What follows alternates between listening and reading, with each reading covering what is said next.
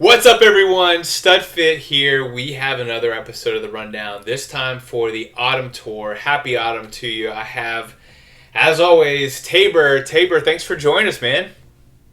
Glad to be here, Studfit. It's always fun whenever we're at this stage of the tour, whenever we can talk about all of the analytics and all of the features and new things that came along with the release of a new tour. And we've got Autumn Tour, which no doubt is Maple Tree Way. It's something we kind of alluded to a little bit during our last kart talk about it there being some sort of seasonal tour and it being an autumn tour, but a lot of good surprises, maybe some bad surprises. So I'm looking forward to getting into the debate or getting into all of the technicalities for this tour with you.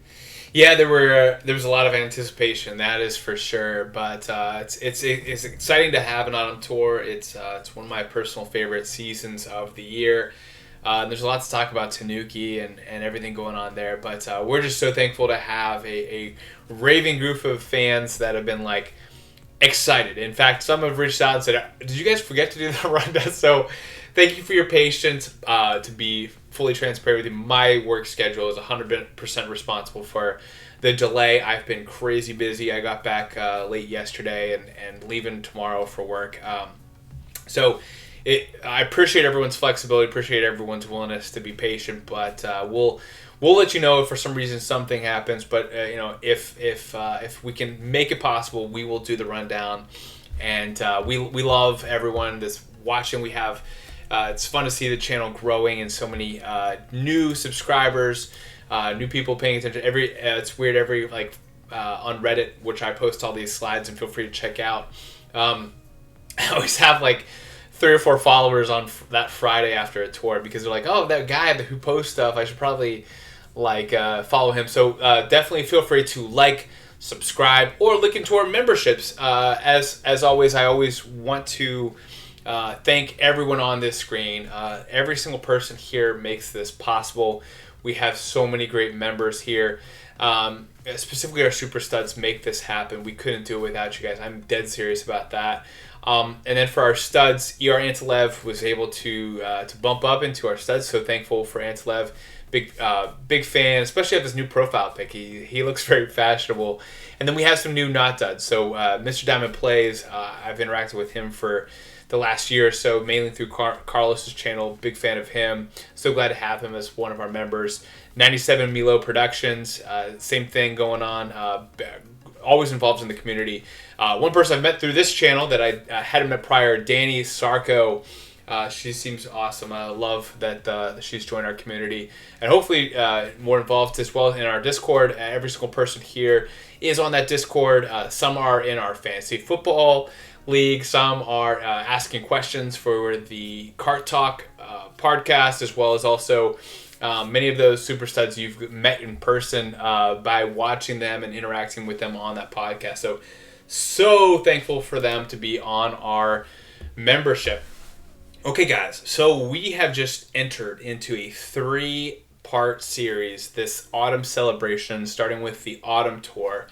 I know everyone was like, "Oh, no matter how you saw this celebration, you saw Tanuki Mario, the one character we've been looking forward to." I mean, I think some people were looking forward to him even more than Kamek.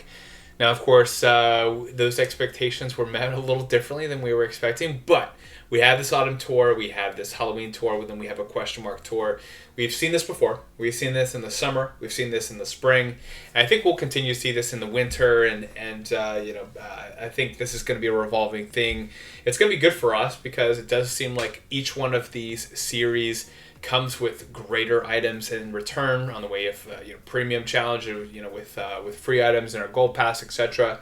It's also easier for Nintendo. If you think about having to create a brand new tour here, a brand new tour there, if they just kind of come out with a cookie cutter autumn tour with a new driver, a Halloween tour with a new driver, and special pipes that are Halloween and special pipes that are autumn, it's much easier for them to just kind of recirculate these series, and we're welcoming them as well.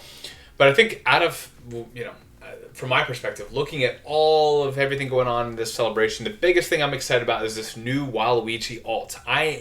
I have never been this hyped about a alt in my time playing the game. As you know, Waluigi was not a part of like the original series or anything like that, and Wario obviously came out much earlier than Waluigi. But when it came to my GameCube days, and whether it was Mario Party 3 or 4, whatever it was, and maybe both of them, when it came down to Mario Tennis, Mario Golf, all the Mario games that I had for my GameCube, and I was a big GameCube guy, Waluigi was my character. No one else liked him, so he was always available. I never had to fight him over like DK, etc. But for me, like that was my character, and so to have him be in an alt, and Tabor, you might have some stats on when the last time we saw a Wario alt, but it's been a while. Waluigi alt? Waluigi alt, yes. Yeah, so we know the last time, we have the Waluigi, which is the original Super that came out. It actually wasn't, I don't believe the Super Waluigi was original with the game, but he came out the next tour, the tour after. Anyway, Waluigi Bus Driver was the last Waluigi alt that we've had, and he came out during the first London tour, which I think was like early December of 2019, so very early on. I think maybe the 4th or 5th tour of the game. So it's been a long time, and we've seen 84 different Mario alts up to this point, and a whole bunch of different Peach and Rosalina alts. So it's about time that we see something a little bit new that's a variation. We still don't see that Donkey Kong alt. Sorry, KG. Hopefully that'll come out soon. But at least we've got, as KG said, we don't have somebody else jumping in line. We've got somebody who deserves to be there. And so, yeah, we're definitely excited to see the Waluigi Vampire or Waluigi Dracula or whatever it ends up being. Count Waluigi is kind of what I'm hoping for personally. But, it's interesting. I kind of blew up that Halloween tour photo because I think a lot of people are assuming that it would be London. We obviously have as a Autumn Challenge 1 having the Waluigi Bus Driver, which might make sense for another London track. And although this picture kind of reminds us of London, and that the building on the left is kind of similar if as you kind of zoom down to the bottom. But this castle, like I know that there's those drawbridges in London, so it could be the same thing. So feel free to comment if you think it's going to be another London track. I don't know. I'm kind of open for something a little different. That one building on the right makes me get a little excited. Maybe it could be some kind of count with a castle or something going on a little bit different than usual. So I'm really hoping it's a new track. It could be like a London 4, London 5, whatever it might be. I don't even know where we're at with the difference in 3. So from that perspective, I would hope that we could get something new, not just London 1, etc. But I don't know. I'm really excited about this Halloween tour. I'll have some rubies going into that. And this autumn tour didn't really fulfill all of our promises. But Tabor, anything you want to add? Any speculation to the question mark tour? Anything you want to add to this 3-part series? Well, in my opinion, I think what's happening is that they are really taking their time on this third one. As we know, whenever we had the one of the three tour series, we ended up getting the Ninja Tour as the third one, and that was also a question mark tour, and that was a big deal. So I think they're really taking their time and wanting to make it be a big reveal when it comes out, mostly because that's actually my birthday in the middle of that. Oh. My birthday is in early November. Now, Nintendo, when I say early November, I don't mean November 17th. I mean early November, okay? I don't think you understand the word early very well. Anyway, so I think it's going to be a fantastic tour. I don't know what it's going to be, but it's going to come right off the heels of Halloween tour, which may or may not be a versus tour. I don't know. There's still speculation about that because Expert Challenges runs out at the end of this tour. So I don't know. We'll see. Right now, we have absolutely no guesses to go by. I do see that there's going to be a new reward driver for that tour, and notice that card that has the question mark is gold, so it's going to be a super driver, so don't get your hopes up too much. but it's going to be something, and they talk about better rewards at the token shop for that question mark tour. Maybe those are great rewards. I don't know. They don't look too great to me. But who knows what's going to come? But I'm excited about my birthday tour coming up. Hopefully, it's something good that I can celebrate with. Happy early birthday, man! I did not know that, but that'll be exciting. I think though, I'm trying to think back about the question mark spring tour when it was first released for the 1.5 year anniversary, I think we still saw like this this ninja looking building. They just left it blank though with a question mark, meaning like they probably might have been buying themselves some more time. Who knows? People were speculating about it being Wario Castle, something about that. So, and we did see something, and we don't see anything right now. So, you know, we have nothing to go off of. Yeah, so maybe they were buying some time, but yeah, there's this new super driver. I know my personal purchasing habits is I've been buying a couple more super tickets just in case these super drivers. I have to drop some tickets on them. Haven't really had to drop too many on these new super drivers, even though they've been pretty much more valuable than the old school, the OG supers originally. But man, none of these, I know they say better rewards, but none of these get me too excited. In fact, I'm probably the most excited about that Poison Apple Cart because I don't have that at a high level. But overall, I think this is a good theme. I'm happy about that. I think especially you, Tabor, would be much more excited about this than a Versus Tour, which, based on their pattern, would fall on this Halloween tour. So we like the switch up. So good job, Nintendo. Maybe you would have listened to that the Kart Lives video on the annual report. Kudos to Sammy. Great job there on doing that. That was a phenomenal video. Highly recommend. In fact, I'll put a link in the card to that video just because I think it was a great summation of what we experienced this year. But as always, Nintendo likes to just take whatever we expect and flip it upside down. So I hope... I think Versus Tours, they realized they had to do something different. They tried to make some changes and tried to flip it upside down and give one side different points on different days. I don't know. To be honest with you, I was just so numb to it. But very, very, very welcome to this style of frequency. So that was really, really good. Now, this is the moment you've all been waiting for. This is something you've probably already formatted your opinion on. To me, when we saw that, so think back, what was it, last Friday, we saw this video. We saw Tanuki go over this jump, and he got all the coins around him, knocked a couple people over. You saw just it looked like action counts were probably popping left and right. We got hyped, guys. And when we opened up the app and we saw that the Super Leaf was there, and we were still excited. And then for those who used him or saw somebody use him, we're a little deflated. And my analogy is, Tabor especially. My analogy was it's kind of like walking into McDonald's, right? You know exactly what's up there. You know what that Big Mac tastes like, what it looks like, but you see it up on that screen, and it looks juicy. It looks like everything. The lettuce is layered. You got all those buns and beef patties. You're just like, man, maybe it's gonna taste even better today. And then you order it, and it's a dry piece of meat and smushed in between a bunch of very, very thin slices of bread.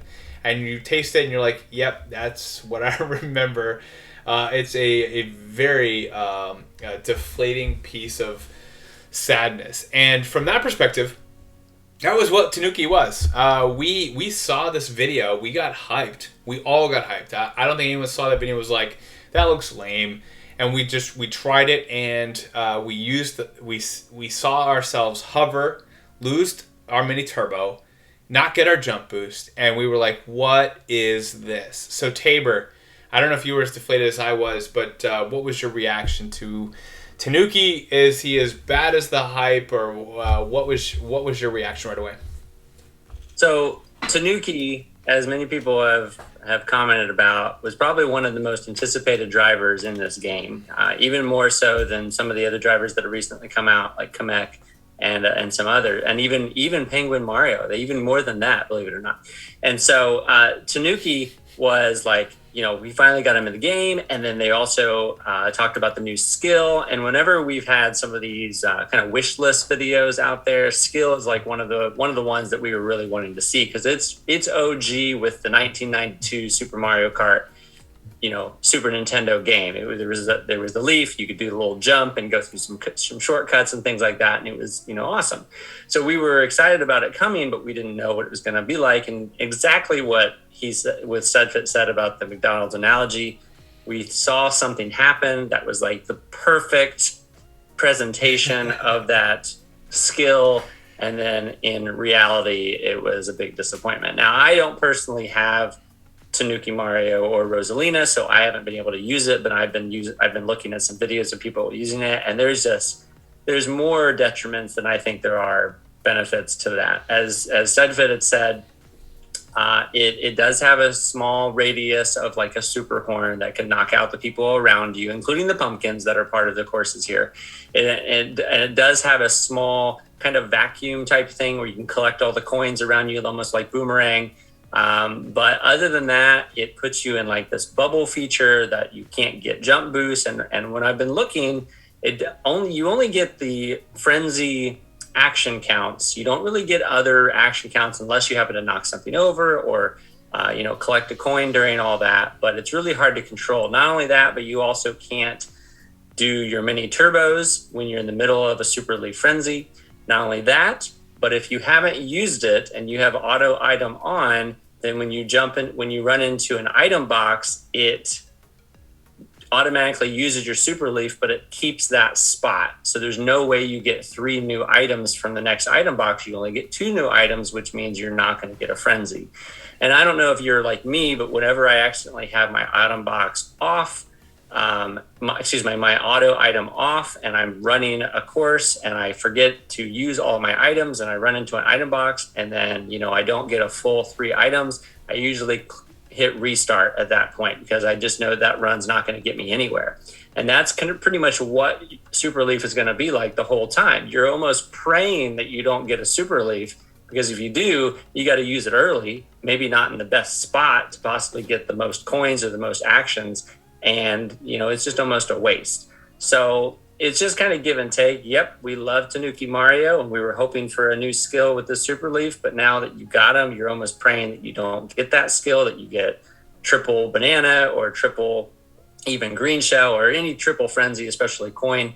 That's going to really help your score out and your action cards out. There's just action counts out. There's just so many more disadvantages to Super Leaf than what we were wanting. And I know there's been some debate on there, but I personally only, like, mentally, I have it ranked just barely above Bubble, and then that's it. I don't feel like it's a very good skill at all. And maybe I'm being a bit extreme, but I think there's a lot of people out there that would agree with me that it's one of the worst skills out there.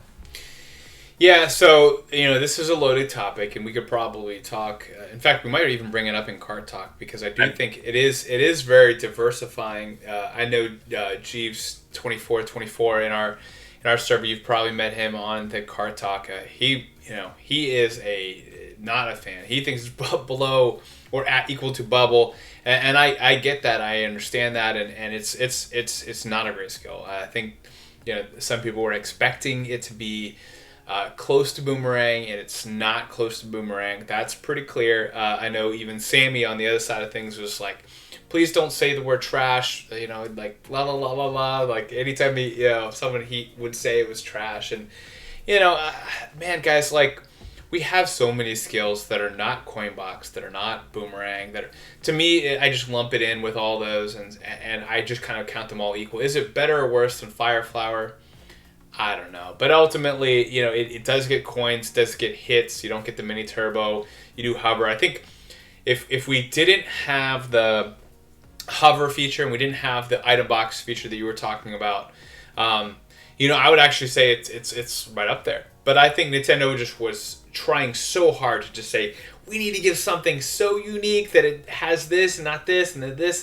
And they just tried a little too hard, and I think they missed the mark. Now, I know there's the fixed Super Leaf movement going out there, and I don't know, guys. This is what it's going to be. I don't see them fixing it. I don't think them making any changes to this. Otherwise, we would have seen it kind of similar to Kamek's Zoom Broom, where we said, hey, by the way, Super Leaf, I know that they mentioned something about Mega Mushroom and whatever. That's not what I'm talking about, guys.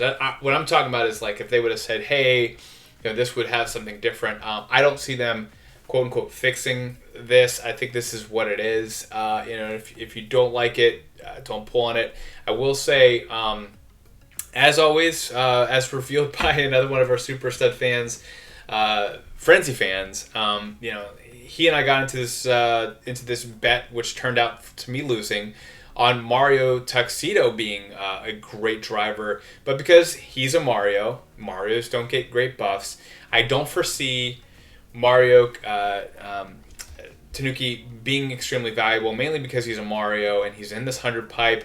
However, I do think also when we look back at Cat Peach and Cat Toad being released, we were like, why wasn't there a Cat Mario? You mainly play as this yellow Cat Mario in that game, the Bowser's Fury, whatever it was. Well, the reason why I think is because this is essentially the Mario version of Cat Peach and Toad Peach, and then this is kind of like his own exclusive move, similar to that Super Bell that they have. And I actually think that this, in many cases, is better than a Super Bell, and like that it does a Super Bell and then also get coins around you. But man, that hover is such a negative. That going through and not getting the item box is such a negative.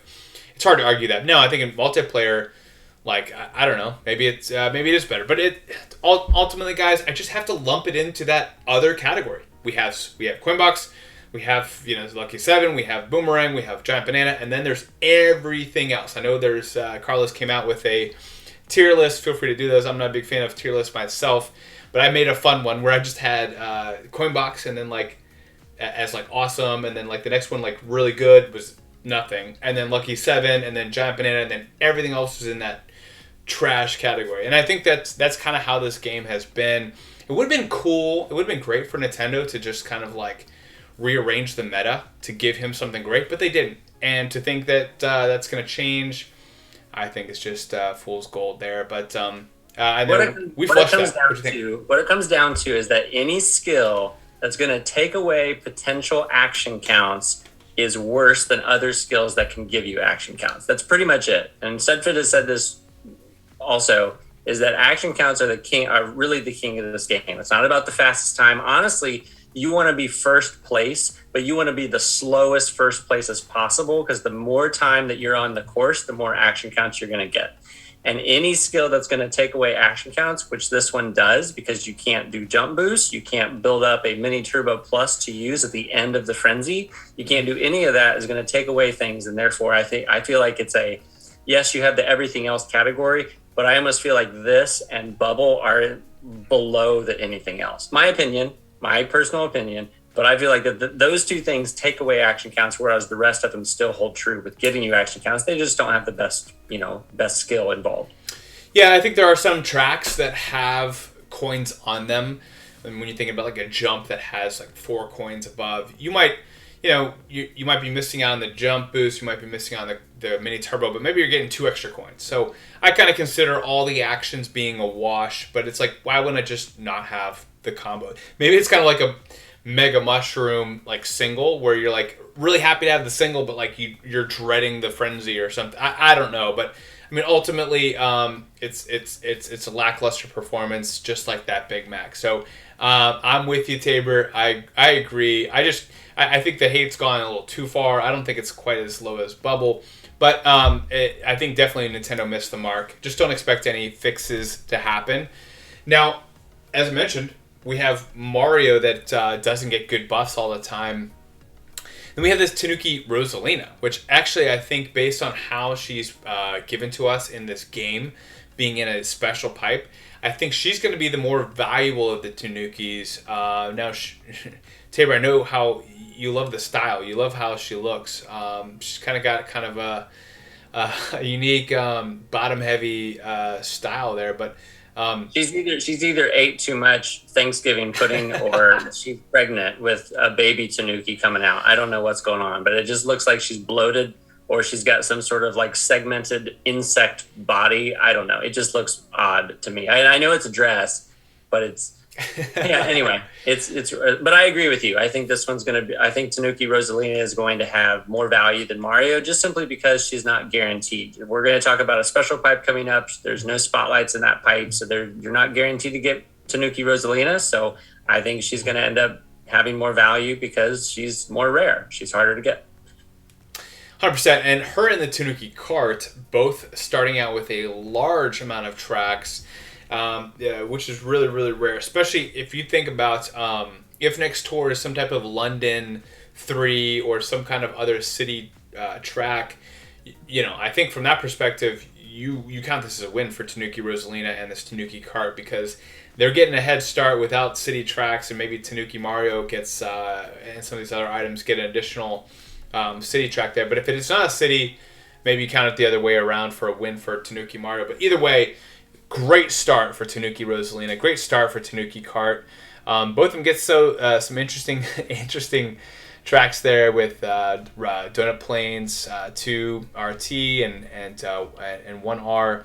So interesting there. But overall, beautiful gliders. I'm really glad we got this gold Tanuki parafoil in the gold pass, and it might even entice some players who are free to play to maybe get a gold pass for a month or two and back out. But it's a great looking glider. Coin gliders are always welcome to the game, even though they've been hated on here recently because they take away from Coinbox. I still think coin gliders are great, but I think with these new items, 5 is kind of like where we were before. One of those being essentially free for those gold pass plus players there. But overall, I think if you didn't get any of these items except for the gold Tanuki parafoil, I don't think you're missing out on too much. I do think if you get one, though, it's the Tanuki Rosalina as being kind of the one that could see some value. In my estimation, it's kind of more like that Fire Rosalina, Paulina Rose, like that type of driver where she, Nintendo likes to kind of give her some buffs, maybe alongside like Penguin Mario, just kind of get some good buffs without Coinbox drivers, and that's like those are the two that are similar to. You saw that series, that run this summer where we saw no Coinbox drivers and just like continuing to buff these obscure drivers. If anyone's on this list is going to be in that case, it's going to be Tanuki Rosalina. That's my opinion. As for the non-spotlight drivers, karts, and gliders, nothing new here, so we'll kind of breeze through that. We still have a lot to get to in this rundown, but it's nice to just know that nothing new has changed here. They obviously have next week's spotlights in there. So let's talk about those. We have this Autumn Pipe 2. It's interesting because these are some Halloween drivers. You kind of expect them to be a part of maybe next tour, but they're not. They're a part of week 2 of this tour. Tabor, what are your thoughts on this Autumn Pipe 2? I mean, you have more odds, so that's exciting. You've got a little bit higher odds, not the 12% that we saw during the second anniversary, but it's got 9%, so a little bit nicer. King Boo Luigi Mansion is and has been a joke. It's very few top shelf courses compared to everything else. I think it's competing with Peachette as one of the lowest number of top shelf courses it's got. And that's sad because I really like the way that King Boo Luigi's Mansion looks. And maybe they're going to end up giving it tremendous buffs during the Halloween tour and everything. I thought that they might do it this tour because it's actually a spotlight, but nope, no buffs for KBLM. But Peach Halloween has been kind of weirdly common recently in terms of top shelf ranked courses. We saw her show up during the summer and we were like, well, that's kind of out of place. And she just kept showing up as a ranked top shelf item. And, now it is as a spotlight. So I'm not going to say that you should try to pull for her because honestly, once the Halloween season is done, we might see her fade away in terms of her usefulness. But we don't know. It's all speculation. Ghost Ride, Trickster. I mean, these are all Halloween items. Rainy balloons, I guess. I don't know. But they're good. But should you pull? Sure, if you want. I would, for my personal opinion, I'm not going to pull on this pipe. I'm going to save my rubies for the potential Halloween tour and count Waluigi. Or that, my birthday tour, I hopefully might do an extra 10 pull or two on my birthday tour just because my birthday tour, not that I'm going to go out and buy rubies. I'm not going to do that. But just to celebrate it, who knows? But I don't see a lot of impressive things from this pipe. So why do you think they released these drivers, karts and gliders, on this tour versus, say, next tour, during a Halloween tour, where I think it would have... I mean, both make sense, no doubt, but, I mean, I don't know. I feel like Peach Halloween would have been a great driver to have in a week 2 pipe during the Halloween tour. Yeah, I was expecting the Halloween tour to have a special pipe of all Halloween characters, and they might still do that, but it's just kind of a little bit of extra here on this autumn tour as well, because I know we still have Mario Halloween, that's part of it as well. Plus the new spotlights that are going to be coming out, plus some of the older Dark Trickster. Yeah, I agree. Trickster. We have also Dark Trickster. And then the other pumpkin cart and everything. So I mean, who knows what's going to happen? I mean, maybe we'll have some other ones there, but it just kind of steals the thunder, I think, for the Halloween tour. It still seems a little out of place. So I'm not sure what their reasoning is, and we might not see that until the next tour comes. Yeah, my prediction is kind of similar to yours, where we'll probably see Peach Halloween in another pipe next tour. Because, if you think about last tour, we had a couple, 2 different pipes where we had Luigi Lederhose in 2 pipes, and that precedence has already been broken. So, I don't think they have to get too creative. They could just be like, hey, here she is over here she is over here. It depends if you like this other stuff that's in there. I will say for myself, that Ghost Ride I still don't have. It's one of the oldest carts I do not have. I missed out on it. I'm still not going to pull on this pipe, though. It's not fun. One pipe I'll probably be pulling on, in fact, you'll probably, by the time this is released, you might already see this video, but I will be pulling on this Big Ears pipe just to get this Tanuki Rosalina.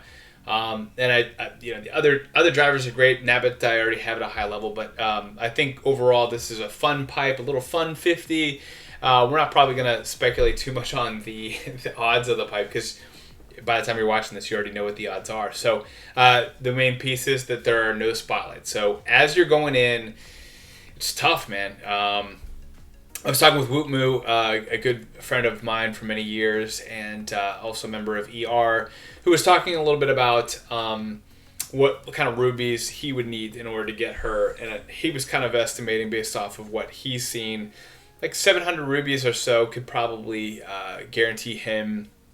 Obviously it could be much more, but for basically, if you look back at some of these cart pipes, how many rubies someone would have to go into to try to get that non-spotlight. It's going to be more than the 450. If you really, really want to lock in your odds, you're going to need more than 450 rubies to kind of guarantee it. You're kind of running into an affinity where you're never guaranteed. So you're always kind of hoping on this odds, but eventually you kind of hit a breaking point where you probably have pretty good odds to get her. But ultimately, I don't think it's worth it. If you want to skip this pipe, if you want to save for Waluigi, Count Waluigi, which I'm really hoping for, then feel free to skip this. This is not like a must-have, but if you really want to get her, feel free to go into it.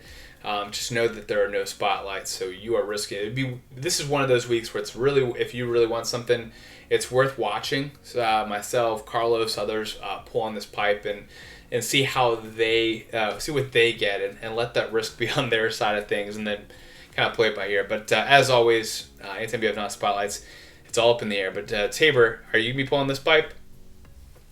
I might end up doing a YOLO 10 pull. I'll probably save it for our next Kart Talk episode so I can do it live with you guys. But, do I have my high expectations for that? No. Am I going to keep pulling until I get Tanuki Rosalina? No. I don't have Cat Peach. I don't have Baby Mario Koala. I do have the rest, except for Tanuki as well. But, I'll do a YOLO one, and then that'll be it. I'll save it at this point. Yeah, ultimately, it's going to be an interesting pipe. I think you'll get some fanboys and girls going into it, but it's definitely not something you have to go. It's not a bucket lister for sure. As for the packs in week 1, week 2, I think from this perspective, you have some options. I think the Black Yoshi, obviously a stud driver. Anytime you have a 45 ruby pack with a driver, that's always much improved. Even if you have the item at 6, like you at least get an additional 1,000 coins, but that's not ever worth going to getting. But I think overall, like, he's a good driver. He still has retained some value. I'm putting stud next to his name. He's still cool. Anything that's black, you're probably going to see a stud next to them. That's just going to be the case. Now, the 90 pack. This is, in my opinion, it's a dud. It's also a whale pack. So I think for those people like myself, who is a whale, who has a black Yoshi at 7, who has the black Dozer at 7, who has all these items at 7. This was a great pack for me because I didn't have either one of these items, and for me now I have a level 3. So for both. So from that perspective, like, this is a whale pack. If you are a whale, you are going to be gravitating towards this pipe or towards this pack. But for most, easy pass, super easy pass. I think that although Pauline Rose, she had some extremely good value this summer.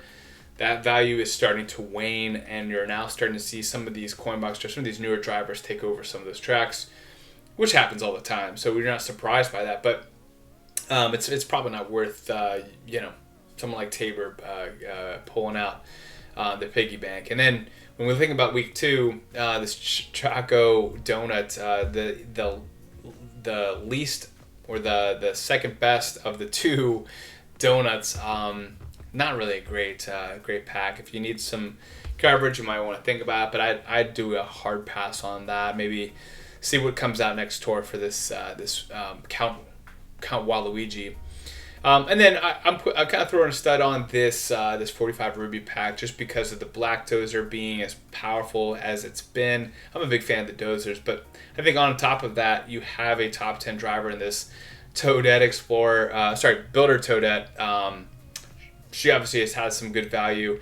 I always get the two Toadettes confused. Is this the top 10 driver? You have to remind me, Tabor. The Builder one, yes, is a top 10. There you go.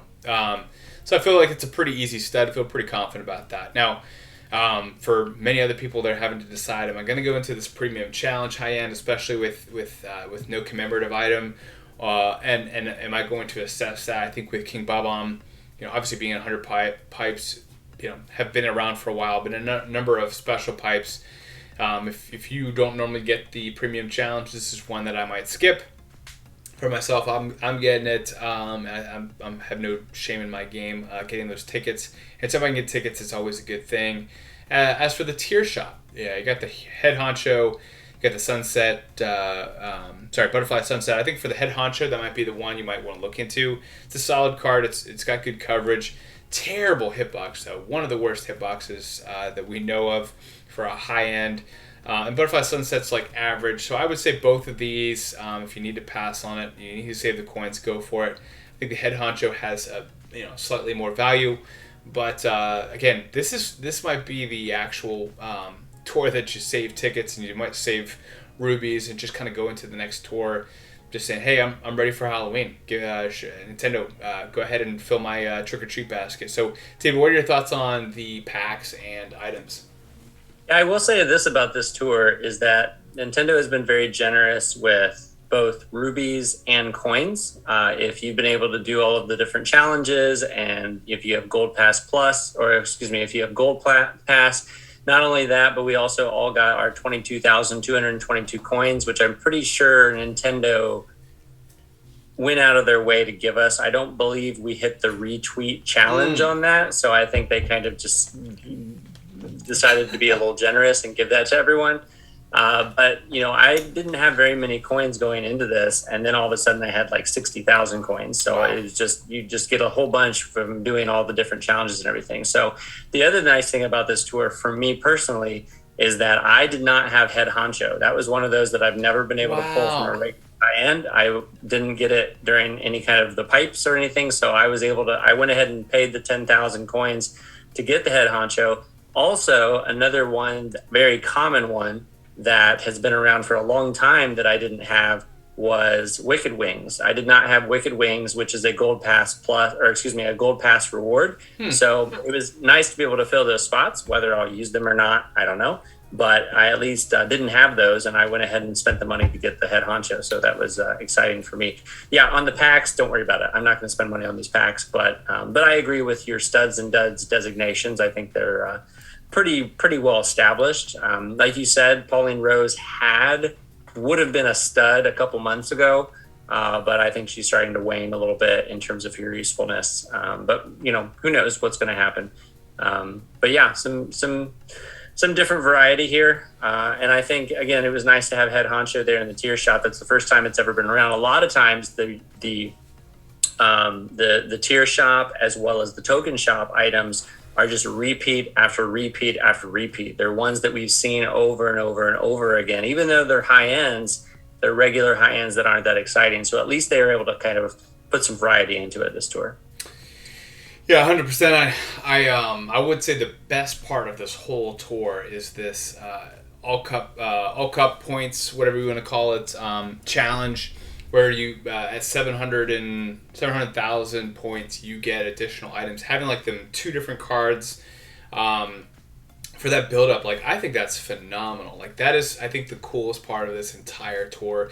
I know it doesn't really fit on any of these slides, but for me, like that's really awesome that they're really encouraging people to kind of think about things in like a all cup ranking type of mentality and really go for more. And of course, as you know, we have all these pumpkins laying around. It's to get an additional 100,000. It shouldn't be too tough, but I'm just really happy with that. Just giving us the extra tickets, giving us the extra items. I think that was extremely generous, and I do hope Nintendo does plan on doing that more. I think that would get people excited about thinking about all cup ranking and top 1,000. I will say maybe this is a good time to talk about it, but this past tour I fell short. I got 101 in all cup ranking, and yep, one short of 100. Now here's the thing: I've been crazy busy at work. That's why you saw the Kart Talk 2 days early, 3 days early maybe. That's why you're seeing this a couple days late. My work schedule was crazy busy, so I didn't even get to I filled out my sheet the Sunday before the tour ended, and I honestly wasn't even going to grind it all, but my wife fell asleep early on Monday. I was like, what, I'll give it an extra shot. So I put like 2 hours into it Monday night, a couple hours the next day, and I ended up just I didn't close the app. I just used every ticket. I went through I think about 70 tickets.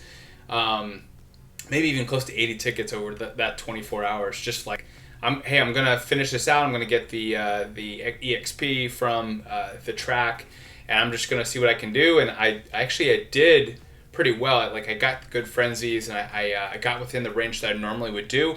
But I was so focused on not putting any tickets on things. Like I didn't put tickets on DK Junior SNES, which I did today.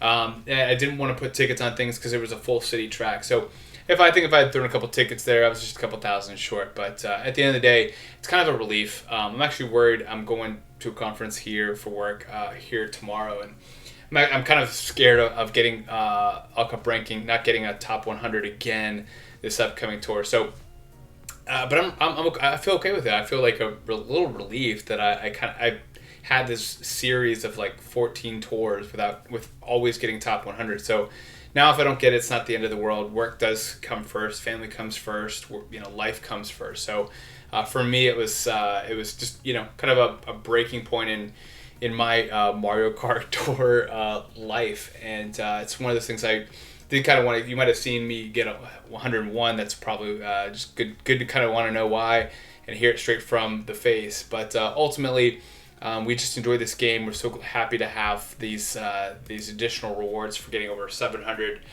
points. And life isn't always about Mario Kart, but I love my fans. I know those on the Discord server. A couple day gap there, but I love you guys all, and thank you all for your support. As for those drivers that got buffed, we have a lot less than we did last tour. Thank God, right, Tabor? I know you were probably still licking your wounds from those buffs last tour, but Mario. Yeah, I think so. We had 303 buffs last tour, and I think we're back down to the normal 120, 125, which is a little bit more manageable. So it was nice. It was a nice change. Yeah, I'm sure it was welcomed. Penguin Mario getting 4 buffs there, 4 non-city buffs. Those are phenomenal for him. So he's up to 17 non-city tracks, 4 cities. Then you also have Yoshi Kangaroo, aka Bounce. He's gotten 3, as well as also Pink Yoshi, a super driver, getting 3. Yoshi Kangaroo, aka Bounce, up to 8 non-city tracks, 8 cities, so split there, 8 and 8. Obviously, he had terrible timing with when he was released. I think I'm up to like 20 driver tickets, and I'm like, I still want to put it on him, but like, these Calamari Desert tracks are not ones that I need a driver on, and so from that perspective, I'm holding up just a little bit longer. We'll see what I do with those, but Pink Yoshi up to 7 non-city tracks, 4 cities, with a lot of Dino Jungle, which you may not need. Him or her, I'm not sure which gender Pink Yoshi associates with. I think I'll probably call her a her for the time being until she corrects me. Kamek, obviously a driver you're happy to see some buffs for. Ghost Valley 1, and then the 3DS, looks like Rainbow Road T, up to 12 non-city tracks, 6 cities, so very healthy buffs there, very healthy buffs for sure. Blue Birdo getting 2 buffs there, up to 2 non-city tracks, 5 cities. That's a lot of cities there. So both of these 2 being the only non-city tracks, obviously coming out in a all-city tour. And then you have a variety of drivers that got 1 buff, including Builder Toadette. This is one that we talked about just briefly, up to number 7 on our list. Cat Toad up to 19 on city tracks, 10 cities. That's pretty decent. You got to be proud of both Builder Toadette and Cat Toad. Cat Toad actually being number 6 now on our list. Then you also have Daisy Holiday Cheer, which we don't see very often. In fact, it's kind of perplexing why she's involved in this tour, but I think we'll welcome her with Lucky 7. Up to 14 non-city tracks, 4 cities here. Daisy Swimwear, and 17 non-city tracks, 9 cities. A lot of people have been, at least from what I hear, investing in her now that Triple Bananas has been fixed. She's got pretty decent coverage. We haven't seen that Cheap Island back again, but she's got obviously great coverage there. We'll see what happens when it is brought back. Who all gets those buffs? Will it be Kamek? Will it be someone else that has Coinbox? We'll see. But ultimately, 17 non-city tracks for a driver that came out in the last summer series, that's phenomenal. Plus the 9 cities on top, that's great for her. I do predict her potentially breaking our top 10 by the end of the year. We'll see what happens there. But DKNES, 11 cities, 20 non-cities. That's a total of 31 tracks there for the big Donkey Kong Jr. I'm a big fan of him. Just took him to level 7 and a single uncapped him. Now that I really got to see the value of triple mushrooms this tour. Used them on Donut Plains, and as I went into lap 2, it was surprising. I saw the triple bananas still there. Like that, how cool was that? So happy for him. I'm excited to start to use him more. And for those DK fans, Kevin Garrett especially, Marco, Anke, I know you guys are big fans there of the Kong family, so happy for you guys. Luigi Lederhosen up to 23 non-city tracks, 3 cities there. And number 11 on our list for sure. Baseball Mario, unfortunately, he was the one sandwiched by all those great skills this past summer. But he's up to 11 non-city tracks, 12 cities. Yikes. That's a lot of city tracks there. But we have my boy Mario Tuxedo up to 18 non-city tracks. Dino Jungle T. It's not the. It's completely on par with how Nintendo has been buffing him. It's like, hey, what do you not need? Okay, we'll go ahead and buff him on that. But he's up to 7 cities in addition to his 18 non-cities. Toadette Explorer, so the non-builder, the Explorer, the weaker of the 2 Toadette alts, up to 22 non-city tracks, 3 cities. I'm still mad that Toadette has 2 alts before Waluigi. Like, what's up with that? So I'm glad that Nintendo's finally making up for that. But here we talked about Peach Halloween. She's up to 21 non-city tracks, 5 cities. That's decent for her. Peach Happy. She still has a lot of room to grow, but nice to see her get that buff up to 16 non-city tracks, 8 cities. Still a lot of cities for her, but that's okay. With Lucky 7, you're happy with that. And then Yoshi Reindeer with 14 non-city tracks, 8 cities. Tabor, what's your opinion on the drivers that got buffed? A couple coin box drivers in there, so we're happy with that. Maybe not the best courses for them, but some courses are better than no courses, so we're okay with that. Daisy Holiday Cheer is kind of an interesting addition here. I'm not sure where that came from. That'll be. I mean, we're getting closer to the winter holiday season, so maybe they're just building her up. But definitely one of the older drivers that are on here. Birdo Blue, yeah. I mean, it'll take a while before she and any other character that was introduced last tour end up getting some value just because of all the cities that it started out with. But just nothing spectacular here. I mean, Penguin Mario got 4, and that's fine, but it's not got a great skill, and it's it is what it is. So not much to comment on, just not near as many buffs as you said. And so that's our drivers. And so we have the Karts, which will be interesting to look at next because of all the Mark IIs that were introduced last tour. So it should be a good installment here as Studfit explains the Karts. Yeah, great segue here. We have 2 karts that got 3 buffs. The green double decker with 7 non-cities, 7 cities, split 50-50 there. And then the Silver King. A kart that I am really heavily expecting to break our top 10 here probably by the end of the fiscal year, calendar year essentially. But 13 non-city tracks, 6 cities. Obviously, this is a good time to get some buffs. 13 is pretty decent, considering when it came out. But we'll see how that continues to grow. Then we have a number of karts getting 2 buffs. Many of these being these Mark II also we saw last tour, but nothing excessive. We're still, this is an unprecedented time where we saw so many karts being introduced to the game. We're still unsure how it'll all play out, but it's nice to see some of these get some buffs. We'll first start with this Black Cat Cruiser up to 8 non-cities, 7 cities. This the Karim B-Dasher Mark II. Both of the buffs being its 2 non-city tracks. Same thing with the green, both with 8 city tracks, 2 non-city tracks. Ice Dozer, which I'm very bullish on for no reason whatsoever, other than I like how it looks and I like the dozers and whatnot. But it's got 10 non-city tracks, 6 cities. I expect after this false autumn series to be over, for it to be kind of king of the winter. We'll see what happens. And then, of course, we got the Chemex, I was going to say Karim's Zoom Broom. Shout out to Karim the Dream, one of our super studs. But we have Chemex Zoom Broom. I know that is your favorite kart, Tabor, but it's got 12 non-city tracks, 4 cities. And then we have the Metal B-Dasher. It's got obviously 8 and 2, similar to the other ones we've mentioned. We got Pink, which is the same way, 8 and 2.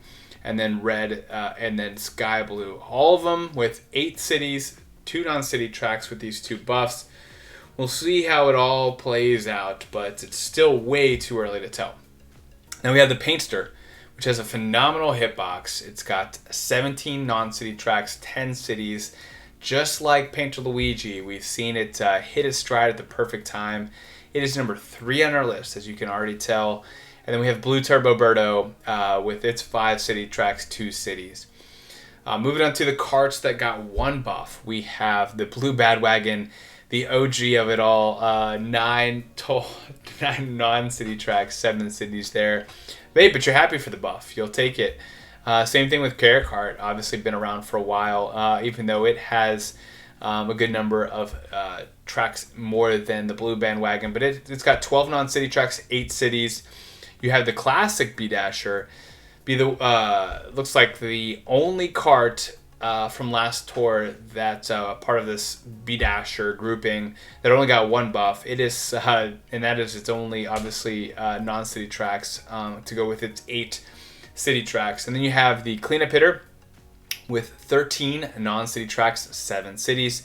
The Dark Hop Rod, which I'm really, really, really hoping it breaks into our top 10. It's the one I put my chips down on and said I confidently feel like it'll break my top 10, which once I put it out there, I'm sure Nintendo's doing whatever they possibly can to not. But I love it. It's a phenomenal cart, and I'm looking forward to putting more tickets on it. It's up to 14 non-city tracks, 5 cities, which is decent. You think you'd hope for more since it came out in that spring celebration there. But it's making its way slowly. And then we have the Ghost Ride. Oh man, it's nice to see. Interesting to see some of these old school carts. This Blue Badwagon, the Carrot Cart, and the Ghost Ride get some buffs there. They've been around for a while, and look at them. They're still dwindling with, in this case for Ghost Ride, 11 on-city tracks, 2 cities. The Gold Egg up to 18 on-cities, 4 cities. The Carp Cart, the Meme Cart up to 16 on-city tracks, 0 cities. And then the Rose Taxi with 19 non-city tracks, 5 cities. But number 12 on our list, it's good for that Rose Taxi. And then the Wild Pink, a decent cart for sure, up to 15 non-city tracks, 5 cities there. And then the regular Dasher 2.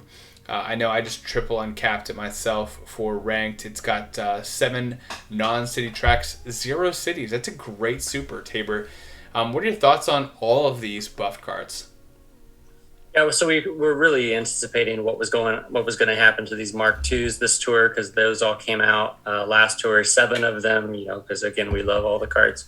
There's now 181 carts in the game with the addition of the Tanuki cart, But yeah, right now I was just looking, because we're not going to really talk about this in ranked, but of the Mark IIs, just to kind of give you an update of where I have them ranked. Even though the classic B Dasher Mark II only got 1 buff and all the other Mark IIs got 2 buffs, it's still number 1 on the list in terms of these Mark IIs. I have it ranked 111th, which again is nothing to write home about, but it's, only the second tour of its existence. So I have the classic way out front in 111th, and then the next one is the Metal B Dasher at 128th.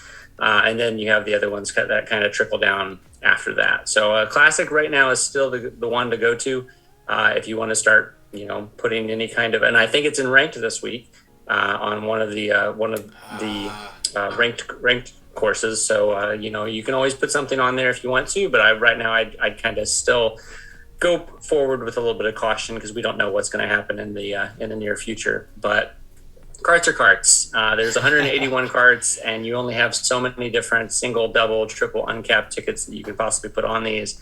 So, you just got to be really careful. And they're not necessarily, I know this is a cart week, but you still have limited resources for a lot of different options. So, you want to be really careful on where you put things. But we'll go into the top 10s here pretty soon about which ones possibly might be the best ones to look at. And then you have an idea of judge it from there. Great points there. Couldn't have said it better myself. As we move to who got buffs for the gliders, just one cart got the Mega 4 buffs, and that's the Silver Surf Master. I feel really bullish on this personally. It's 8 non-city tracks, 8 cities. The Silver Surf Master. Obviously, I think Nintendo kind of likes black things the most, and silver right next to it with pink as the third. So I feel pretty good about that one continuing to get buffed, but that's a great start. Then we have 2 gliders. Man, it's so nice to just have simple numbers like 1, 2, and versus last tour. We just got bombarded. I feel like I'm going to save my voice this tour. As for the gliders that got 3 buffs, we have just the Dream Glider, 15 on-city tracks, 3 cities, and then the Ship's Wheel. Feel confident that this will continue to go up. It's got 8 non-city tracks, 7 cities. Great there. And then the Home Field Glider, there's the regular, the non-gold version, and the Springtime Crane getting 2 buffs. 13 and 11 for that Home Field Glider, and 15 and 8 for that Springtime Crane. Very happy to see that Springtime Crane get some buffs. It's been a while, but it's obviously a beautiful glider. One of my favorite looking for sure. As for the gliders that got 1 buff, this is the rich getting richer in many cases, as we see the 8-bit Fireflower getting 23 non-city tracks, 6 cities, so low number of cities there. high number of non-cities, just like the Black Great Sale. Obviously, it having 26 non-city tracks, 4 cities for a total of 30 tracks. Those two gliders are, running away with it, only behind, with the only exception being this Black Toe Bean balloons with 21 non-city tracks, 6 cities for a total of 27 tracks. These 3 gliders, these are 3 of the hottest gliders in the game. That is for sure. I think the 8-bit Bullet Bill is like right there, neck and neck, as we'll get to the top 10. But these these gliders, if you had to put tickets on it, go ahead. They have continued to see buffs, and I don't think that's going to stop, at least anytime soon. Then we have the Chocolate Donut with 19 non-city tracks, 2 cities. The Glinting Glider with 18 non-city tracks, 8 cities. The Home Field Glider saw a nice big jump there. We were expecting this one to go up, but it's now up to 14 non-city tracks, 9 cities. And number, to tell there, 8, I think, on our list here. Nabbit Oil Paper Umbrella, 20 non-city tracks, 4 cities. Former top 10, it's still got some decent coverage when you think about 24 total tracks, only 4 cities there. Good for that, but I don't think we've seen it in ranked enough to see it jump into our top 10, let alone our top 15. Or, I guess, top 15, let alone our top 10. And then we have the Sunny Surf Master, with 15 on-city tracks, 5 cities. It's okay. And then probably my least favorite looking glider in the entire game, this Yukata Ribbon, with 12 non-city tracks, 7 cities. I really hope it doesn't get buffed too much. Tabor, what's your opinion on who got buffed for the gliders? So I love this slide because there are very, very few buffs that happened. It's really nice. It's not crazy crammed like it was last tour. Yeah, I mean, just kind of echo what you said, that 8-bit Fireflower and Black Great Sale, the Rich Getting Richer, they're both. And I think this is the first, Black Great Sale is the first one to break 30 on the glider section. So congrats to it. And it's just continuing to show its strength with everything it does, but nothing too special here. Just a lot of the newer ones are getting buffed more, and then some of the oldies but goodies down below are getting buffed some. So a good list. Phenomenal list. I think if you've been investing in one, just keep investing in it. That's kind of the takeaway there. We've got some great gliders. I know I've been kind of debating on, should I put, because we're getting a couple more extra tickets between the anniversary tour and this tour, and I'm like, should I go Silver Manta? Should I go 8-bit Fireflower? Should I do 8-bit Bullet Bill? I already have the Great Sale, Black Great Sale, up pretty high, but I don't think you can go wrong with any one of those. That's what makes this list so great. And again, I think as we go take this top 10, as we made some changes, it does seem like these top 10 are on point. Like, as they're in the top 10, next tour, buff. Next tour, buff. Like, these top 10, there is some, like, Nintendo does have favorites. They continue to buff the ones that they have been buffing. And our top 10 list, it's nice to see the items that are on our list getting buffed, because that just proves the value of the list. So, Tabor, though, you did want to make a couple tweaks. Tell us, now that we've gone through a full tour of you're changing the algorithm, what's been the feedback, and what's the one change you made? Feedback has been a little mixed. I know it really depends on and everybody comes from a different background in terms of what this list means to them, and this list means everything to them, and they religiously go by it. And I just want to caution you not to do that, because I don't want to necessarily think that this is the best list out there. It's just one resource out of a lot of resources that are out there. Use it sparingly, but it's always going to be here and updated for you. There's a lot of whales out there that may or may not like this list. They have a lot of options, a lot more options than the general player. And whenever we say that this item is really valuable, they see other options that they could go with that they like better. And I get that. So keep in mind that this doesn't ever take into account your inventory, your level of items, or your individual situation. Just take it with a grain of salt, but this is just what we feel like. As you can see, there's a lot of work that went into this. We didn't just randomly say, hey, I like this. Oh, I don't like this. Hey, I like this. Let's put this top 10. We kind of went through a little formula, went through an algorithm, a pretty complex formula. And this is, the things that are resulting are the things that resulting. We're not after a certain item to get a certain position. We're just kind of plug in the changes for each tour, and what happens. What we did decide to do, and we mentioned this on the last cart talk, is whether or not a cart's skill means anything. There's only 5 of them. We have mini turbo, we have jump boost, we have dash panel, we have rocket start, and we have slipstream. Whether those actually should be factored into the algorithm. And leading up all the way up until last tour, we always made it a certain percentage regarding the skill. However, obviously, if you have a high level of a certain item compared to a medium level or a low level of another item, you're always going to go with the high level, regardless of whatever the skill is. And so in that regards, we decided to go ahead and just take the skill all the way out for a cart, and not let that be a factor at all. So any of those that were slipstream or rocket start kind of got a little bit of a boost in value, and those that were jump boost or mini turbo plus kind of got a little bit of a decrease in value, just because we completely took that out of the equation. And as you can see down here on the bottom on cart weights, the skill is now 0%. And that will be gone next tour whenever we talk about this. And then all these other ones, which are explained up above, are now all at 25%. If you did not watch the last rundown during the 2nd anniversary tour, I recommend you go back to that video and go to this slide, because we give an exhaustive explanation of the changes that we've made, of what each of these categories mean, and our reasoning for including them for each of these items. So, you're welcome to pause the video and take a look at and read through this, but these are the different categories that we decided were most important, and you can see how the category weights are assigned accordingly. So I'm 100% supportive of the skill of the cart being taken away. I feel like we have to do like some type of like rest in peace ceremony to the cart skill, because I remember when we were starting, like the one thing we knew was like mini turbo was the best skill, and rocket start was a terrible skill, and like it was such overhype, and now that we kind of talked about it briefly, and hopefully the points video will be released by the end of the year that I'm working on, that my good friend Jay has been helping me out with. But again, my work schedule's been crazy.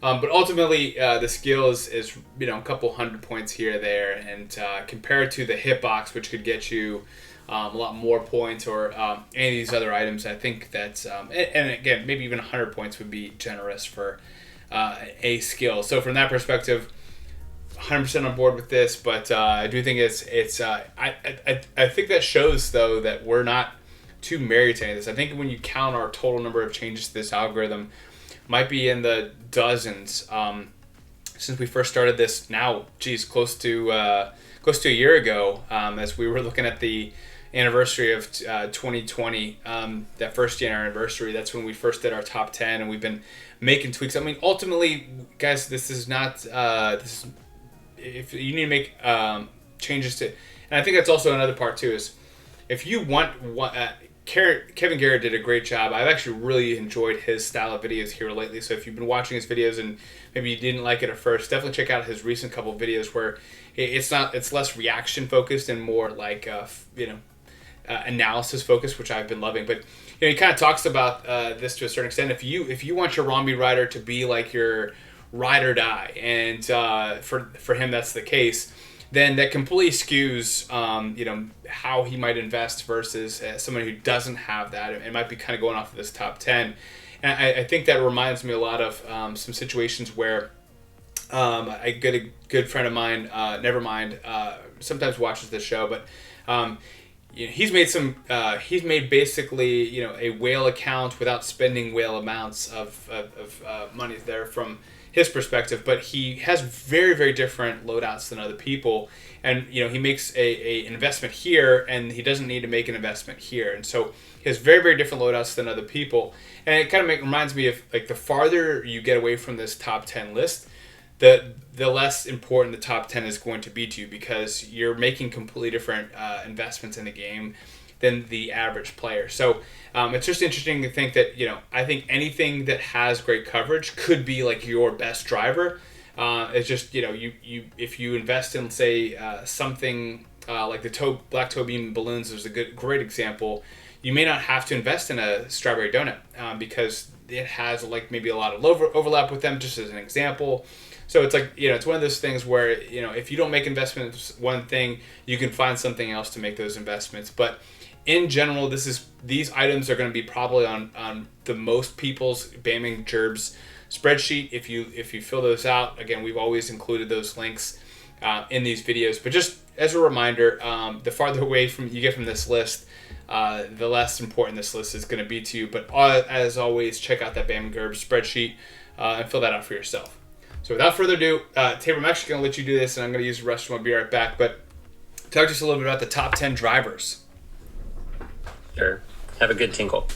All right. So top 10 drivers, as you can see, and we went ahead and put in the change because, again, last tour we didn't put the ups and downs for each of these things because we were kind of starting new with a new algorithm. Now that we're kind of on the second iteration or the second tour in a row of using this algorithm, we wanted to go ahead and show you what the changes are. And not a lot of changes here going on with the top 10 drivers, but you can see that the number one driver is still Berto Black.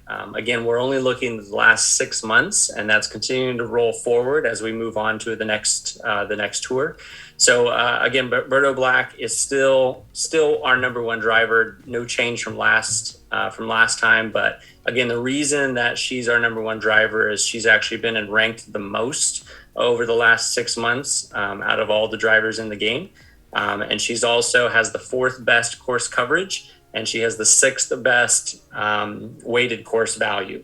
So all of these, again, were categories that we explained last tour and also in that explanation slide. So feel free to go back there. But she's kind of running away with it right now. She's got about a 4-point lead. And this is always based out of 100. She's got a score of 85. And the next driver that we have here, King Bomb Gold, has a score of 81. So there's got about a 4-point lead for Berto Black. King Bomb Gold did move up from 3rd to 2nd. Shy Guy Ninja, though, switched with King Bomb Gold and went down to 3rd. But again, both of them are really, really close to each other. One's a high 81, the other one's a low 81. And then Baby Mario Koala is also close as well, and they switched. He switched spots with Peach Explorer. Baby Mario Koala went up 1, while Peach Explorer went down 1. Cat Toad did stay the same at position number 6. Builder Toadette did improve from the number 10 spot all the way up to the number 7 spot. Mario Tuxedo and Donkey Kong SNES did hold their position at 8 and 9, and finally Dry Bones Gold did break back up into the top 10 from number 11 to number 10. And then rounding out the top 15, Luigi Lederhosen has actually made the biggest move out of all of the ones on this list. Luigi Lederhosen was at number 27 last tour, and he moved all the way up, almost got into the top 10 to number 11. And then Luigi Painter actually stayed at number 12. Number 13 is Bowser Santa. He actually moved up 2 spaces, and I think he's going to continue to move up as his usefulness gets more with Merry Mountain possibly returning and getting into the holidays as we see him a little bit more. He moved up from 15 to 13. White Yoshi actually moved down the most from number 7 all the way down to number 14. We saw that huge use that White Yoshi was getting in ranked and getting buffed and buffed and buffed for a long time. And so he continued to climb. But again, he ended up moving down. And then finally, Pauline Rose did move down from 13 to 15. While we're on the topic of the algorithm and still talking about the drivers here, I read a comment on one of the Discord servers about people talking about this algorithm that I have and how the change is for the 6 months compared to the whole year.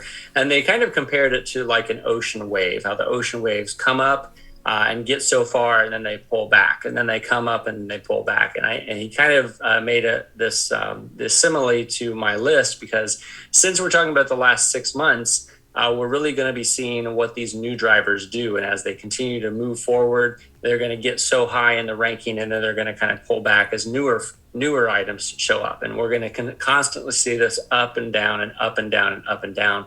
And that's probably going to be true. However, there will be a few outliers on here that not only move up, but then stay there. And so the question is, which of those going to be? Which of the ones does Nintendo favor over others? And hopefully with this list, as well as the top the movers and shakers slide that we'll show you later on, you'll be able to, hopefully we'll be able to pinpoint some of those a little early so you know which ones you can possibly invest in. But this was the top 10, top 15 drivers, as you can see.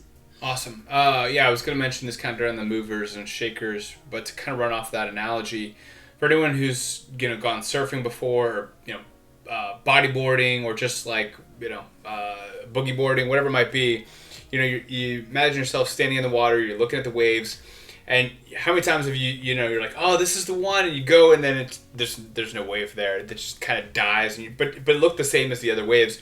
There's other times where you see like one just like just about to break and just crush into a massive wave. And I think that's one of the fun aspects of surfing, is trying to catch the right wave. And there's different times where we've seen these waves coming. I think with like Berto Black, that was just that massive wave that just we like, oh man, it keeps getting buffs, it keeps getting the right buffs, and it keeps getting stronger and stronger. Whereas some of those waves kind of broke off, and I'm thinking some of those being Pauline Rose. And it's nice to see some of those continuing to go, and those would be Berto Black, Baby Mario Koala, Cat Todas, etc. But then who knows how long that'll last. Anytime you have a non-Coinbox driver, it can be easily taken up by that Coinbox driver. Again, this is not a all-time list. This is just kind of over the 6 months. So it's a little bit more fluid than I think we're used to seeing. Not necessarily by the up and down like arrows here, but I think as we see things that were hot 9 months ago not being as hot now, that makes a lot more sense, and it's going to be a lot more fluid. But we're all just trying to catch that wave. But as you've seen with the buffs, it's nice to see those numbers corresponding. That these top items are, when the rich are getting richer, that means the algorithm's working, and you feel confident putting tickets on any of these items if you need to. Great points there, Tabor. Tell us a little bit about the top 10 carts, though. So keep in mind that a lot of these changes, as you can see, every single one got a change. These changes are almost starting fresh because, again, we completely got rid of their skill. So keep in mind that really changed some things up a little bit. Again, not some major changes, but a little bit of a shakeup in terms of what the order is, as you can see here. But Black Turbo Berto has returned to the number one spot in our list. It's been there before, and it kind of been going back and forth with Romby Runner. But it is back to the number one spot. Out of 100, Black Turbo Berto has actually scored 81 on my list, whereas Ramby Runner is now in just at 80. So it only has a 1 point advantage over Ramby Runner, and it's still pretty tight, but Black Turbo Berto did take over that spot. And we do see that, again, in ranked this tour as well, this week especially.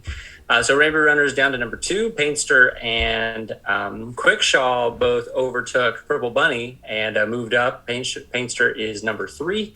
And Sakura Quickshaw did move up 3 spots from number 7 to number 4, while Purple Bunny moved down 2 spots from 3 to 5. Now, keep in mind that just because it moved down 1, 2, 3 spots doesn't mean it's going to continue to do that. There's some fluctuations that are always going to happen, and really we expect that, and we want that to happen as some things get changed up in terms of our algorithm. But anything that you see on this list, even if it's number 15, from 1 to 15, is still going to be a valuable cart, especially with these carts. Because keep in mind, there's 181 carts in the game. We're talking about less than 10% of them right now on this list. So these are all on the top 8, top 9% of the game. So again, all of them can be argued to be very valuable. Purple Bunny down 2 to number 5. Inferno Flyer moved up, jumped into the top 10. From number 11 to number 6. Wow. And moved up 5 spots. B Dasher Mark II did drop out of the top 5 and is down to number 7. And Jet Cruiser is up 2 from number 10 to number 8 from 2 spots. Cacti Ice is number 9, moved down from number 6 to number 9, so moved down 3 spots. And finally, Sunny Surf Sailor is number 2. It actually jumped into the top 10 from number 12 to number 10. Rounding out the 11 through 15, these are all carts that have moved up. Every single one of these carts on 11 through 15 are moving up. So next tour, we might see some of these continue to move up and jump into the top 10. Crawley Cart actually moved up 5 spots. It was down to number 16 and wasn't even on the top 15. And I know a lot of people saw my rankings last tour during the second anniversary and put RIP Crawley Kart because they thought it was just dead and gone, but it did reemerge. It jumped all the way back up to number 11, jumped up 5 spots. Rose Taxi jumped up the most. It was number 25 on my list last tour, and now it's all the way up to number 12. So it moved up 13 spots to number 12. Black Dozer moved up 1 spot from 14 to 13. Grand Badwagon was number 22 on my list, and it moved all the way up to number 14. It's got a pretty big size hitbox, as well as the other Badwagons and the blue Badwagon and the OG one. And then finally, Wild Pink moved up 2 spots from number 17 to number 15. So again, all of those 11 through 15 broke into the top 15 and have all been moving up. Comments, Studfit, on this list? Yeah, it's nice to see there's a lot of new carts, like carts that have been released in the last 6 months, really beyond this list. That's wonderful there. I think, the Black Turbo Berta might have seen an improvement from having Slipstream not counted against it, but its hitbox isn't great. So to be in the number 1, I feel like it's used all the time. I absolutely love it. Really everything else, like it's interesting. I think the Sunny Surf Sailor, it's got a good hitbox. I'm kind of surprised to see it up there, but everything else has kind of been, been on the list in the last tour or so.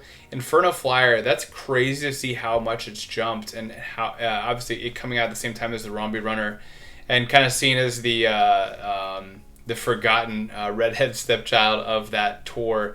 That you had these 2 new carts in that one pipe, and one going all the way to the top and one being kind of forgotten. But overall, I think this makes a lot of sense. I'm very happy the Crawley cart jumped back up. That's one that I've triple and capped and absolutely love, and I do expect it to come in, maybe even pop into the top 10 next tour with this Halloween tour. It obviously being introduced during that Halloween time last year, and being kind of Halloween themed in general. And of course, I love the Black Dozer, so I would love to see those 2 jump back in the top 10, but I don't have any necessarily hopes for.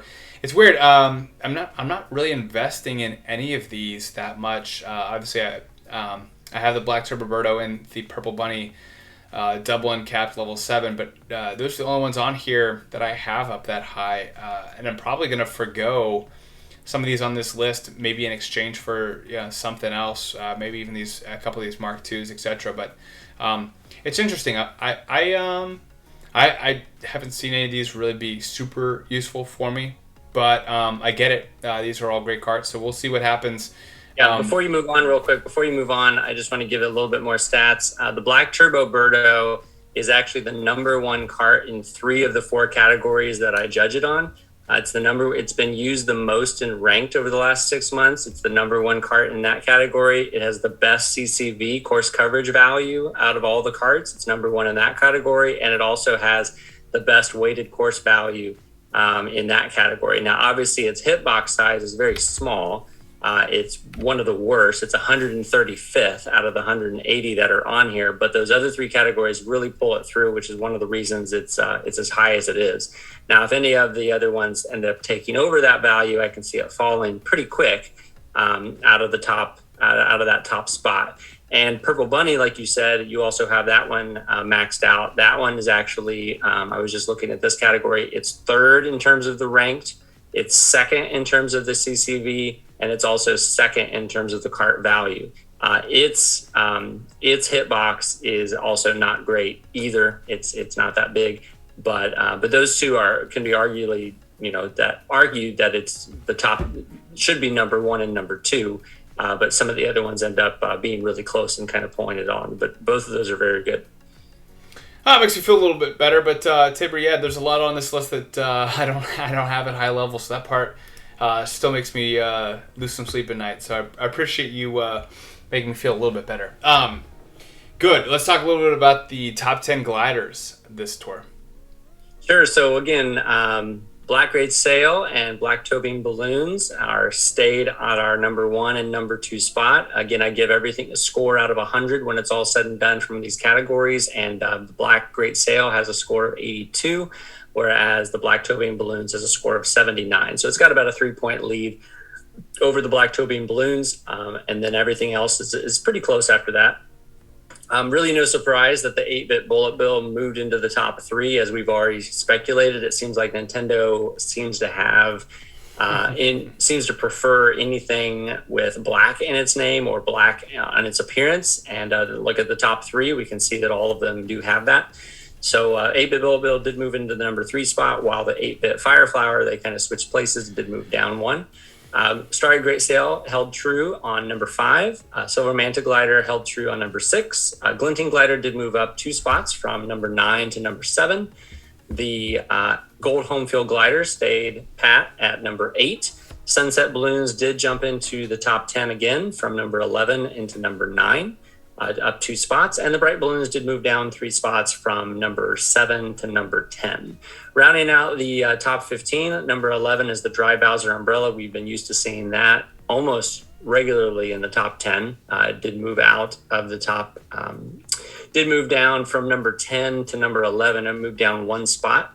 Then the Flying Easel is number 12. That actually moved up 1 spot from number 13 to number 12. Surfmaster moved down 1 spot from number 12 to number 13.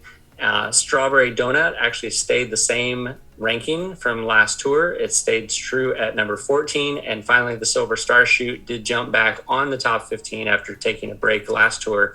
From number 16 to number 15, it went up 1 spot. The other thing I want to just point out before I forget, again, the Black Grade Sail is right now is the number 7th most glider used in ranked for the last 6 months. It has the best course coverage value, and it also has the best course weighted course value as well. So it's the top spot on 2 of the categories. It's not used in ranked as much as some of its counterparts. The Black Tobing Balloons is actually the number 1 cart in the game in terms of used in rank over the last 6 months, whereas the 8-bit bullet bill is the number 4 cart in that category. The 8-bit Firefly is glider, thank you. Yeah. 8-bit bullet bill is the number 4th glider in that category. 8-bit Fireflower is number 6, and Starry Great Sail is number 3. Again, everything in that top 5 are all single digits in terms of these categories and what rank that they are. So they're all very good. But as we know, anything can change. All of these categories, all of these rankings in the categories can change whenever things get buffed a little bit more, whenever certain courses are used in ranked, whenever certain items are used in ranked. It just depends on what it has, but this is where everything falls on the gliders. Comments about this, Studfit? Black, silver, pink. That's what we're going after. Nintendo loves its black items. I'm not going to really say too much more than that. You know how I feel about a lot of these gliders.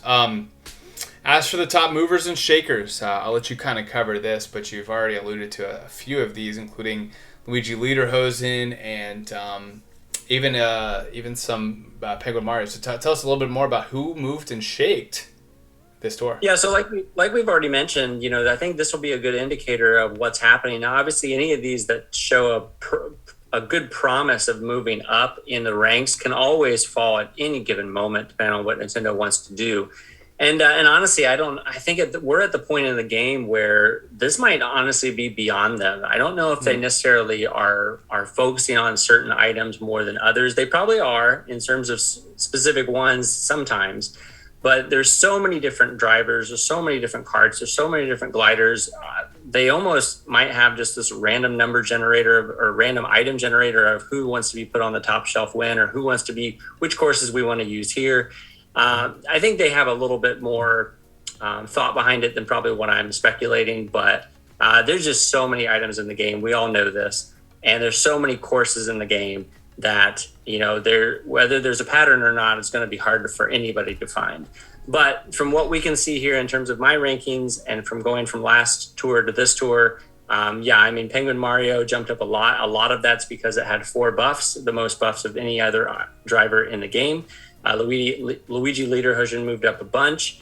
Mario Baseball moved up a bunch. Some other ones bounced. I think some of these newer ones you're expecting to move up a lot just because from their debut tour to the next tour, you're going to see an increase in its value. In terms of the karts, the ones that really stick out to me the most, the ones that made the biggest moves, Cact X made a huge move from the 80s to the 40s. Whether that continues, who knows? Steel Driver also from the 70s to the 40s.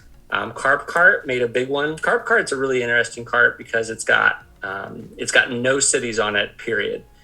So, that's definitely a card to keep an eye out to see what ends up happening from this tour to next tour. But it did move up 34 spaces from the 90s to the 50s. Other than that, nothing really strikes my fancy in terms of karts. Looking down to gliders, Dream Glider got cut in half on its range from the 40s to the 20s. That's a big jump for it. Yukata Ribbon, I know you're not a fan, Studfit, but it did move up some from the 40s to the 20s. I honestly, that might be the ones to look at the most. So anything else that stands out for you that I might not have mentioned, Studfit? No, I mean, the drivers, you kind of named them. We were already kind of aware of them. I think the Lederhosen obviously jumped up a lot. Toyota Explorer, although it's the not as famous of the two alts, jumped up quite substantially. But neither one of those I'm too impressed on the scale. For me, it's like the Daisy holiday cheer. That was interesting because I think that's going to continue to go up in this winter time that's coming up here. And it wasn't in a pipe last time around, last winter. It was only in a pack, which I thought was really interesting. The Daisy swimwear, I find that interesting with the triple bananas there. Overall, that's kind of my takeaway. I would have loved to see more from Bounce, but... man, 67. We'll see how that goes. That's kind of scary a little bit that it hasn't got up more. But yeah, for me, the Cact X, the Steel Driver, was one that stood out up to number 42 on the list. That was one that's obviously been around for a while and 100 pipes, and nice to see it jump up a little bit more. The Dream Glider, though, that's probably out of everything on this list, that's the one that stands out to me the most, because it hasn't been out that long, and then it kind of came through last tour unscathed without getting too many buffs. But it's a glider that, who knows? I think when you look back at the Chemex set, that might be the most valuable one of them all. And I think that comes as good news to the many people who went all in on that set. It's really, really healthy. It's a really, really healthy buff really early on in its career. I foresee that breaking in the top 10 by the next couple of months. So we'll see what goes from there. The other thing that KG mentioned in one of his videos, which I think is a really interesting thing, because he's all very analytical of Kevin Garrett, as he talked about the value not really increasing the most until about the third or fourth tour after its release. So yes, Yoshi Kangaroo didn't move up much, but it's only been around one tour. I think we need to give it time. But if you take a look at Penguin Mario, this is about since the Frost Tour, this might be that fourth or fifth tour since it's been released, and that's where we're seeing all the buffs that it got and its increase in value from the 50s to the 30s. So give it some time, and I think Yoshi Kangaroo will end up being there. Yeah, 100% agree there. We'll see. Only time will tell for all these items, that's for sure. But these are trying to predict that early wave, that wave that's 100 yards up that we're trying to kind of catch. Whether it's surfing, bodyboarding, whatever it might be. As for the All Cup ranking MVPs, this is an interesting list because we are now kind of starting to look at things that are a little bit that we're a little bit more willing to put buffs, throw tickets onto for this All Cup ranking. Now that we are away from the cities for at least this tour, we'll see what happens with this next Halloween tour. But Peach Explorer, one that you might already be putting tickets into because she's been a top 10 driver for a while. Nice to see her with 12 tracks this tour. So Dino Jungle might be helping her out for sure. Tanuki card, obviously a new card you may not have very high, but that's got 12 tracks as well. Calico Parafoil, one that has seen better days, used to be a top 10 glider, now has fallen off. It has 12 tracks. It's well worth throwing some investment tickets on. It's got I think some unique coverage, not great coverage, but unique coverage. It's one that you could build your glider portfolio around for sure. Tanuki Rosalina, you might not have her high levels, but she's got 12 this tour. Obviously, Tanuki Mario, only 9 comparatively. And then you have the Black Turbo Birdo with 10 tracks this tour. Gotta love that, with Purple Bunny with 9. So those are the 2 cards that have done me well. Nice to see I can use it 10 and 9 times respectively. Then we're getting into this 8-track tier. We have Peach Halloween and Fire Rosalina. Both there with some Fire Flower action. And then Dixie Kong and Birdo Black there as well. 2 cards being Black Dozer, which for me, this is a good tour. I'm not too excited about the Rainbow Road, the really long one. But for me, these 3 tracks cover a lot for me, which I'm really, really happy about. And then this Pumpkin Cart, it's interesting that they have 8 tracks here this tour, but don't have any pipes, don't have any packs, etc. And then the 8-bit Fire Flower, obviously a wonderful glider we've talked a lot about with 8 tracks there. And then just this whole tier of all these items with 7. I won't even get into it too much, but many of these are popular items, items that have been around or that we've talked about earlier in this series. But now that we're an hour and 35 minutes, we'll move forward to the multiple use ranked items. Tabor, take us away. Yeah, so as I always explain, we got to the point in the rundown where I felt like this would be a useful bit of information because I want to be able to use my tickets effectively. And if I can do a 2-for-1 or a 3-for-1 deal where I put a ticket on one driver and it helps me in multiple spots for ranked, both this week and next week, it's going to be the most beneficial and the most efficient way to use your tickets. So I went ahead and made up these lists. As you can see here, for drivers, we do have 4 drivers that are used 3 times out of the 6 ranked courses for this tour. Not too bad. Luigi Painter is used 3 times. 2 is a level 1 and 1 is a level 3. Mario Baseball the same way. 2 is a level 1, 1 is a level 3. Tanuki Mario also the same. 2 is a level 1, 1 is a level 3. And Tanuki Rosalina, 2 is a level 1 and 1 is a level 6. So those could be very useful if you already have them or could possibly get them to a level 3 or a level 6 level, I guess, for that driver. Bowser Santa is used twice as a level 1. Pauline Rose is used twice as a level 1. Birdo Black and Black Yoshi and Daisy Holiday Cheer are all used twice as a level 1. Peach Explorer is used twice, but as a level 1 and as a level 6. For the carts, you can see we have 3 carts that are used 3 times. Tanuki Cart is used twice as a level 1, once a level 6. Festival Girl 3 times as a level 1. So again, as long as you just have it, it could possibly help you out. If you want to take it to a high level, it will help you in 3 of the different courses. And DK Maximum twice as a level 1 and once as a level 3. And then we have a whole bunch of carts on here. As you can see, feel free to pause the video. These are ones that are used twice. And then for gliders, we have only one glider that helps you in 3 different places on the ranked, and that's the Gold Tanuki Parafoil. If you are a Gold Pass player, you'll be able to get this one as your item. And the nice thing is that they used to put the high-end item that was the feature high-end item way up at the top of the Gold Pass list, where you had to get a whole bunch of stars to be able to get it. More recently, they've taken the more spotlight high-end item and put it at the very bottom. So once you have that first tier done in the Gold Pass rewards, you get the reward. And this is what the Gold Tanuki Parafoil, that's where it's located. So most of you, if you're a Gold Pass, you'd be able to get this pretty early on.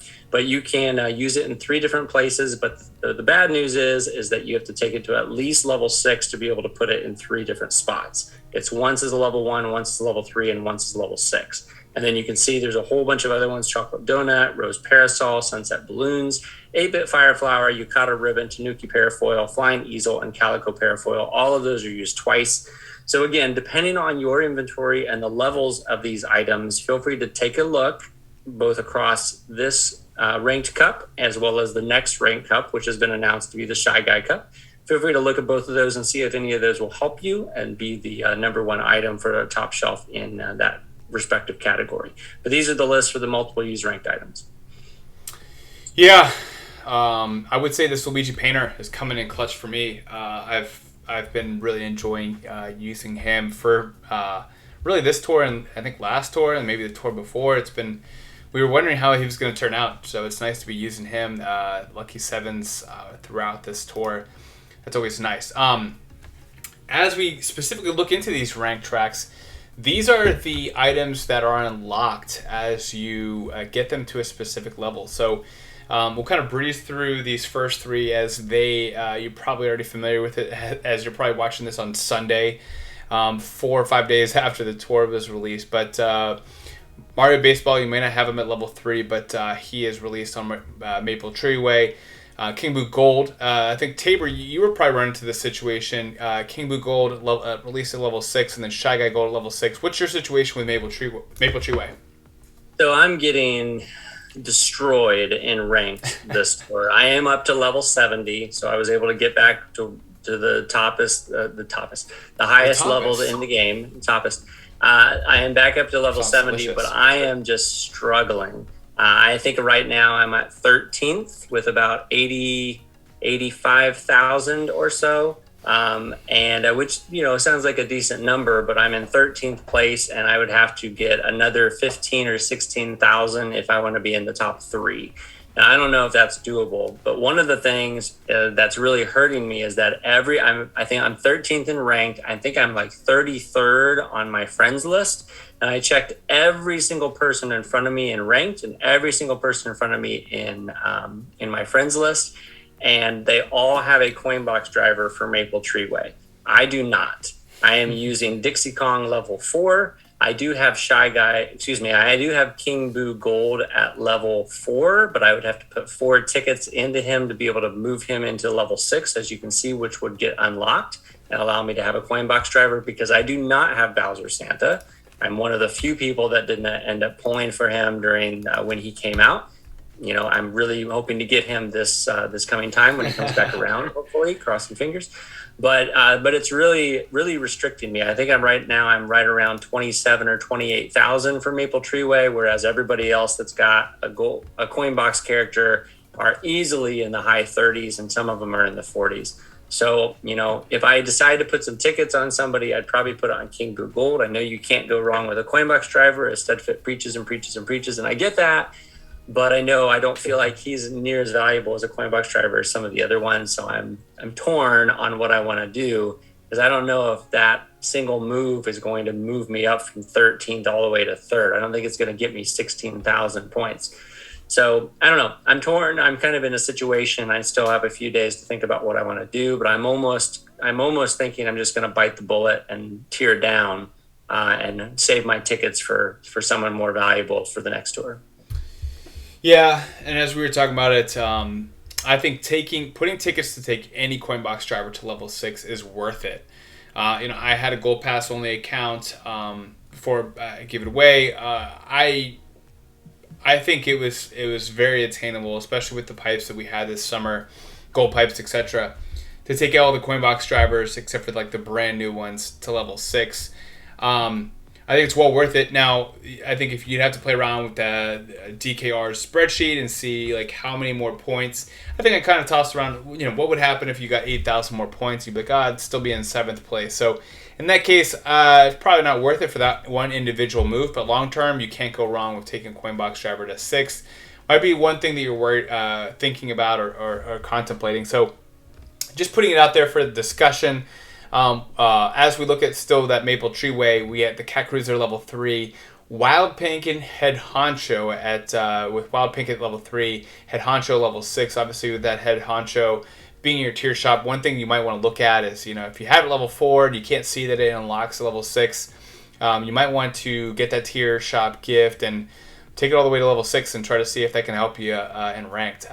As for the 8-bit Bullet Bill, level 3, and the regular Toe Beam balloons at level 3 as well for Maple Treeway. As moving on to Sunset Wilds T, we got Luigi Painter level 3, Peach Explorer level 6, Blue Yoshi at Super, that's got to be nice at level 6. You may want to think about putting some tickets on that. Purple Bunny at level 3, Paintster at level 6, and Sunset Cloud at level 6. It's actually funny, I didn't even know that Blue Yoshi was released at level 6. I'm using... I don't even know who I'm using. I think Holly Daisy at level 4. I think that's the move I'm going to make. I think I'll throw some tickets. I think I have like 30 super tickets. I might put that on Blue Yoshi and just get it to level 6. We'll see what happens.